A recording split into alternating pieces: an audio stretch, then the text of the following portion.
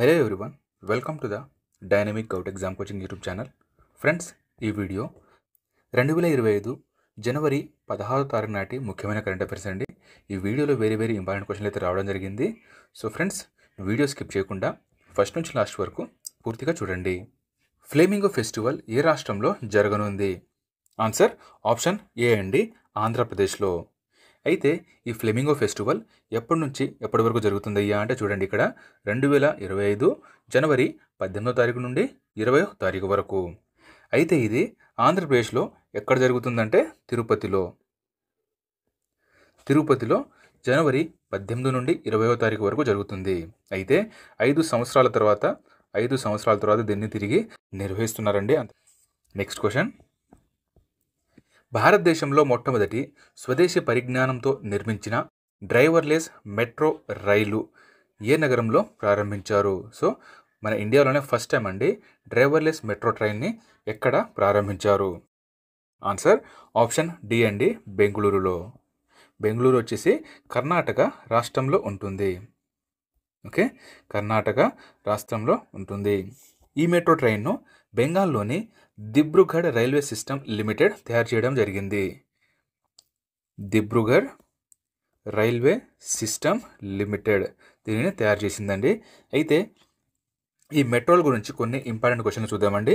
ప్రపంచంలోనే మొట్టమొదటి మెట్రో వ్యవస్థ ప్రారంభించిన సంవత్సరం వచ్చేసి 1863.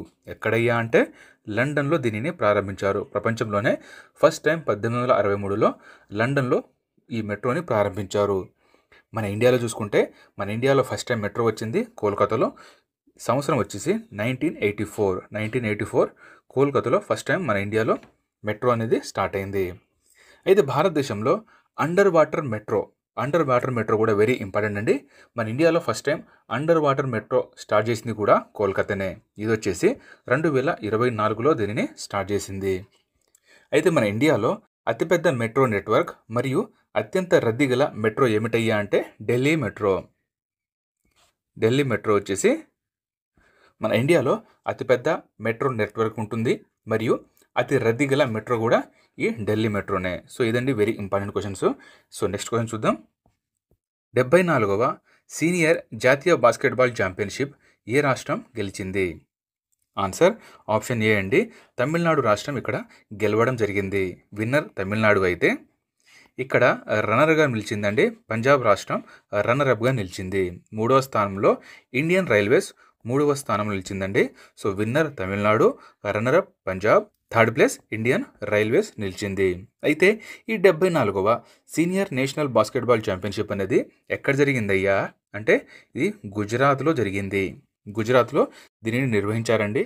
అయితే ఈ ఛాంపియన్షిప్ ఎప్పటి నుంచి ఎప్పటి వరకు జరిగిందయ్యా అంటే 2025 జనవరి 5 నుండి 12వ తారీఖు వరకు జరిగింది. ఓకే, ఒకసారి రివిజన్ చేద్దాం చూడండి. 74వ సీనియర్ బాస్కెట్బాల్ ఛాంపియన్షిప్ అనేది విన్ అయింది తమిళనాడు, రన్నర్అప్గా పంజాబ్. ఎక్కడ జరిగింది? గుజరాత్లో. నెక్స్ట్ క్వశ్చన్, 19వ ఎడిషన్ 2027 ఏఎఫ్సి ఆసియా కప్ ఏ దేశంలో జరుగుతుంది? అయితే ఇక్కడ ఏఎఫ్సి అంటే ఏమిటయ్యా అంటే ఆసియా ఫుట్బాల్ కాన్ఫెడరేషన్ దీని యొక్క ఫుల్ ఫామ్ అండి. సో 19వ ఎడిషన్ 2027 ఆసియా ఫుట్బాల్ కాన్ఫెడరేషన్ వచ్చేసి ఏ దేశంలో జరుగుతుంది?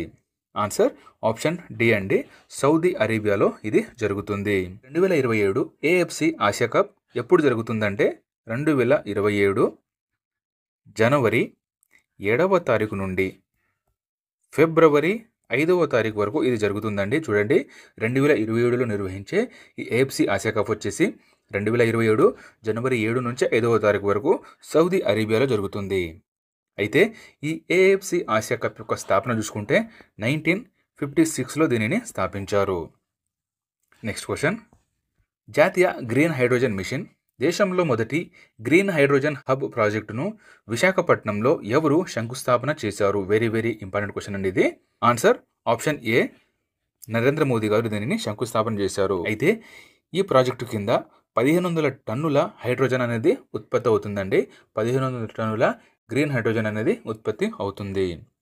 అయితే ఈ హబ్ అనేది భారతదేశంలోనే అతిపెద్ద ఇంటిగ్రేటెడ్ గ్రీన్ హైడ్రోజన్ ఉత్పత్తి సౌకర్యం ఉంటుందని అక్కడ ప్రధాని నరేంద్ర మోదీ గారు తెలపడం అనేది జరిగింది. అయితే ఇదే జనవరి 8న ఆంధ్రప్రదేశ్లో విశాఖపట్నం రైల్వే జోన్ను కూడా శంకుస్థాపన చేశారు ప్రధాని నరేంద్ర మోదీ గారు. సో నెక్స్ట్ క్వశ్చన్ చూద్దాం. ఇటీవల జమ్మూ కాశ్మీర్లో నిర్మించిన జడ్ మోర్ టన్నెల్ను ఎవరు ప్రారంభించారు? ఆన్సర్ ఆప్షన్ ఏ అండి. ఇది కూడా నరేంద్ర మోదీ గారే ప్రారంభించారు. అయితే జమ్మూ కాశ్మీర్ గురించి తెలుసుకుంటే జమ్మూ కాశ్మీర్ యొక్క రాజధాని శ్రీనగర్ మరియు జమ్మూ. ముఖ్యమంత్రి వచ్చేసి Omar Abdullah. Lieutenant governor Manoj Sinha. Next question. ప్రమాద బాధితుల కోసం నగదు రహిత చికిత్సా పథకంను ఎవరు ప్రారంభించారు? ఆన్సర్ ఆప్షన్ సి అండి. నితిన్ గడ్కరీ గారు. అయితే ఈ నగదు రహిత చికిత్స పథకం కింద 7 రోజులకు 1.5 లక్షల రూపాయల వైద్య ఖర్చులను ఈ పథకం కింద కవర్ చేయడం అనేది జరుగుతుందండి. అయితే దాంతోపాటు హిట్ అండ్ రన్ కేసులు ఉంటాయి కదా, ఈ హిట్ అండ్ రన్ కేసుల్లో మరణించిన వ్యక్తి కుటుంబానికి 2 లక్షల రూపాయలు పరిహారంగా కూడా ఇవ్వనున్నారు. అయితే ఇవన్నీ వర్తించాలంటే సంఘటన జరిగిన 24 గంటల్లోపు సమీప పోలీసులకు కంపల్సరిగా సమాచారం అనేది అందించాలి. లేకపోతే ఈ 2 కూడా వర్తించవండి. ఓకే. Next question. ప్రపంచ హిందీ దినోత్సవం ఎప్పుడు జరుపుకుంటారు? ఆన్సర్ ఆప్షన్ బి అండి. జనవరి 10వ తారీఖున. అయితే 1949 ఐక్యరాజ్య సమితిలో మొదటి హిందీ మాట్లాడిన వార్షికోత్సవం సందర్భంగా ఈ తేదీని 2006వ సంవత్సరం నుంచి ప్రతి సంవత్సరం జనవరి 10వ తారీఖును ప్రపంచ హిందీ దినోత్సవంగా జరుపుకోవడం అనేది జరుగుతుంది. దాంతోపాటు చూడండి, జాతీయ హిందీ దినోత్సవం కూడా జరుపుకుంటారు. ఈ జాతీయ హిందీ దినోత్సవం వచ్చేసి సెప్టెంబర్ 14వ తారీఖున జరుపుకుంటారండి. జాతీయ హిందీ దినోత్సవం వచ్చేసి సెప్టెంబర్ 14వ తారీఖున. దీనిని 1953 సెప్టెంబర్ 14 నుంచి జరుపుకుంటున్నారు. ఓకే. అయితే ఈ భాషల గురించి కొన్ని ఇంపార్టెంట్ పాయింట్స్ చూద్దామండి. ప్రపంచంలోనే అతి ఎక్కువగా మాట్లాడే భాష ఏమిటయ్యా అంటే ఫస్ట్ ఇంగ్లీష్ అండి. ప్రపంచంలోనే అతి ఎక్కువగా మాట్లాడే భాష ఇంగ్లీష్ కాక సెకండ్ చైనీస్ మాండరిన్ సెకండ్ అండి. థర్డ్ వచ్చేసి మన హిందీ. ప్రపంచంలోనే అతి ఎక్కువగా మాట్లాడే భాషలలో హిందీ ప్లేస్ వచ్చేసి third place. Okay. Next question. Banded royal butterfly అరుదైన జాతి సీతాకోకచిలుగా ఏ రాష్ట్రంలో ఇటీవల కనుగొన్నారు?